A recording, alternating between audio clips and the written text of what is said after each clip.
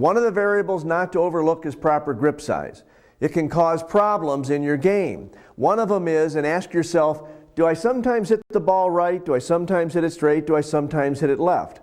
That can be grip size, generally too small a grip size for the individual. Or ask yourself, do I almost always just push the ball to the right and I have a heck of a time? That can be too large a grip size for the individual. Now, there are also other fitting variables that cause those same problems, but we want to take them one at a time, and let's start off with this grip size thing and learn a little bit more about it.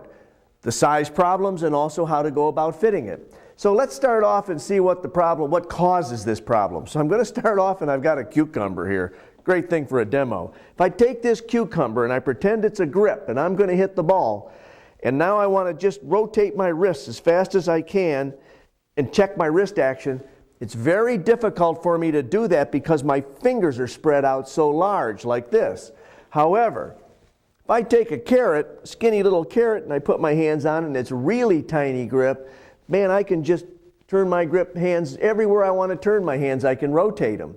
So the thing that happens is when I have the cucumber, I get an inhibited wrist action.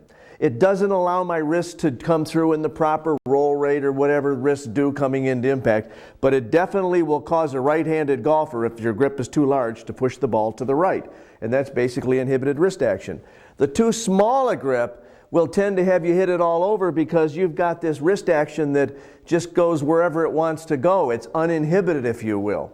So what do we do about that? We want to go out and get our grip size fit. We can actually check it ourselves, and if we go out to get it fit, many places will have cut off shafts with grips mounted on them like this, where it goes from men's undersize all the way through men's standard size and even has arthritic on it. Plus the lady size grips are in the background here. It's a great way to check grip size.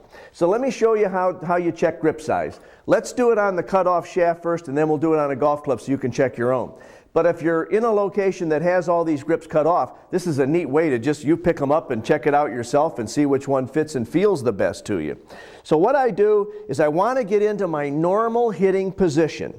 I want to be in my hands and everything, just like I'm going to really hit a ball. Tough to do when you got a sawed-off shaft like this.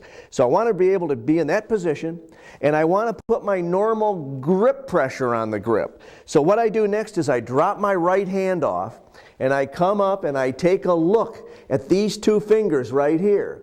If there's a gap in these two fingers to my palm, the grip is too large. If the two fingers are digging into my palm, then the grip is too small for me. If the fingers are barely touching or just slightly gapped, then the grip is the proper size for me under the left hand.